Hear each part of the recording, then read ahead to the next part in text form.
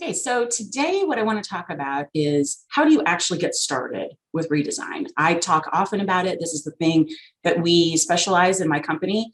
We know this, as I've often said, inside and out. And sometimes that's actually a challenge because think about something that you are very comfortable with and you've had a lot of success with. It's not something that you necessarily think of all the steps that you go through that have led to success, things that you've learned or adjusted or whatever over time. And one of the things that I've been doing a lot lately is figuring out what is it that we do with schools? Why is it that it has been successful? And articulating that to you so you can that can help you as you're working. Because we want to work with as many schools as possible, but the reality is we can't work with every school. So if I can give you some ideas that will help you, that would be awesome.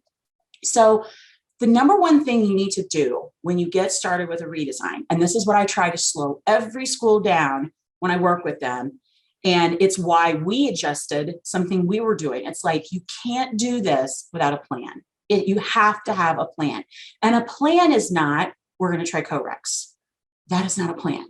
A plan is not, we need to implement guided pathways. We need to implement multiple measures placement. That's not a plan.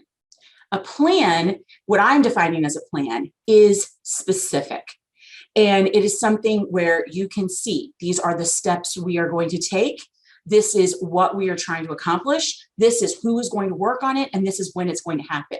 You really nail down what, when, how, where, all of it. And you really think through all those pieces. And you get super thoughtful and intentional before you start just doing things.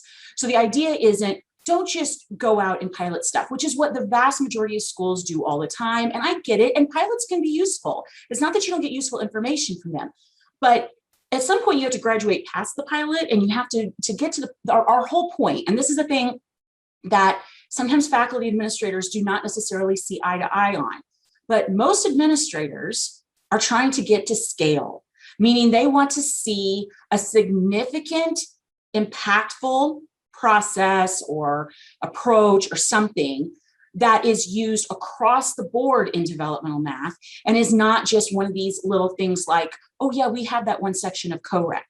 No, if you're using CORECs, they want to see you really using CORECs, meaning that your default that the student starts in is not a beginning algebra class, and then they take an intermediate algebra class, and then they take a college algebra class, and then maybe they take statistics. It's, do they start in statistics? And are they ready to start as is, meaning they are ready to deal with that course as it is, or do they need to be in statistics with a co-requisite? But it is starting at a different place and doing that for the majority of your students. So what you have to do to get to that point, there's so many things. I mean, this is not simple. I wish it were. I mean, I think that would be, in some ways, would be great, but it's not. And as someone who's done this in many different settings, the themes are still the same. You have to have a plan for what you're going to do. And then you have to get people on board to do it. And I often think that those two just go hand in hand. So when I'm saying work on the plan, that can't be administrators having a meeting and saying, okay, we are, or legislators or policymakers, just saying, we're scrapping all the dev ed and we're doing COREC starting this semester. Everybody's doing it, blah, blah, blah. And definitely that has happened in several states, in several school districts, college or community college systems and states. That absolutely has happened. And that's not necessarily a bad thing. I'm going to be honest with you. Having a policy where it does kind of spur things to happen. I mean, as awful as the pandemic has been, it has made people make change. So not saying that a law is an awful thing, but I don't look at it as necessarily the worst thing in the world. To me, and that's just my nature, I'm very optimistic by nature, but I look at it and say, okay, what is this going to provide us? It's going to provide us this chance to really get serious about it and not keep putting it off. Okay, what you have to do is, try to make it in a way, whatever that plan is, that it works with you, your culture, your students, your administrators, your faculty, your staff, that it works at your school, it works at your institution. And every single policy out there has some room for flexibility like this, that they're not like even as specific as some of them are, like you will have 100% of students in co-requisites by such and such semester, which is pretty specific. There's usually, there's latitude for how you get going with it. So my point with all this is it's not enough to say, we're going to try X. We know these different things that work. Okay, so what are the things that we know that absolutely work with DevEd that we have now, as long as many other people have been in the business for a very, very long time, we have seen actually work. Okay, so one is co-requisites. Now, we've talked a lot about that. Who, how, when, there's a lot to it, but they do have a lot of opportunity for success. Are they the only thing? No. Multiple measures placement can be super successful. Using contextualization, using acceleration. Are there different ways that we can speed up the process? And there's lots of different ways to do that. And then pathways. So these are the key aspects. Like when I'm working with a school, I'm thinking of, okay, this is my bucket of tools that we're going to use. The catch is, how much of each one am I going to use for whom and when and how, for that matter?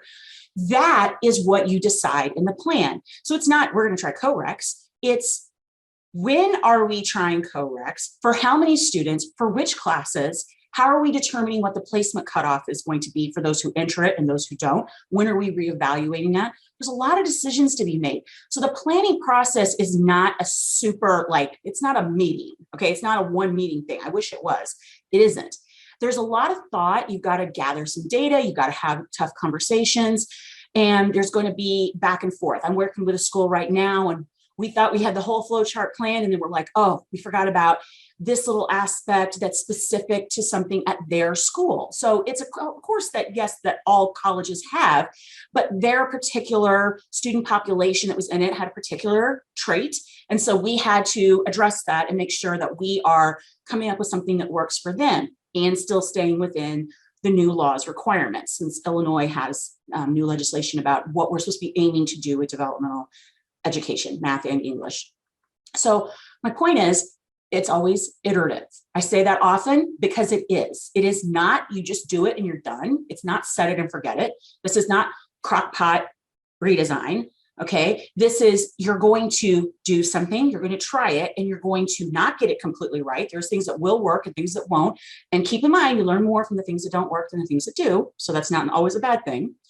And then you're going to adjust and you're going to do it again. And that is the process that's needed.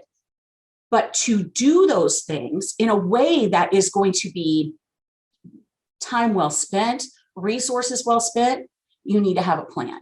So don't just dive in and be like, yeah, we're going to start offering this kind of course in the fall, or we're going to start doing this. And that's what we've all done forever. And that's been fine for a long time. I don't really think it's been fine, but it's just what we've all done, because I don't think a lot of times we really knew much different.